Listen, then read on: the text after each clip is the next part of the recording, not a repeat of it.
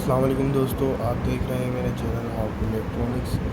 इस वीडियो में हम बात करेंगे कि अपने आप ट्रिमर को मिनी ट्रिमर को किस तरीके से रिपेयर कर सकते हैं। ये ट्रिमर गिर गया था और अब ये चल रहा है तो काफ़ी वाइब्रेशन दे रहा है।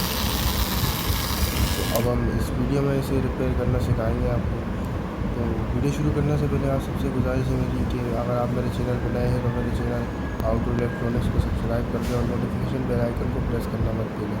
चलिए वीडियो करते हैं स्टार्ट।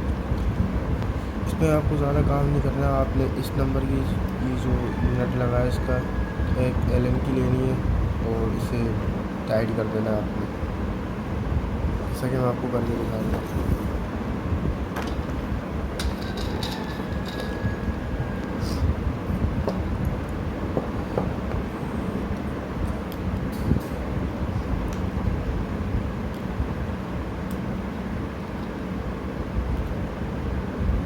ये आप इसमें लग गई है, अब मैं इसे लगा के इसमें टाइट कर देता हूँ।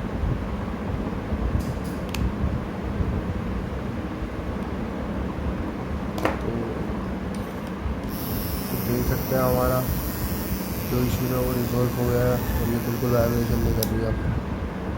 तो अगर आपको ये वीडियो पसंद आई हो तो वीडियो को शेयर करें, मेरे चैनल हाउ टू इलेक्ट्रॉनिक को सब्सक्राइब करें। अब हम मिलेंगे एक नई वीडियो में।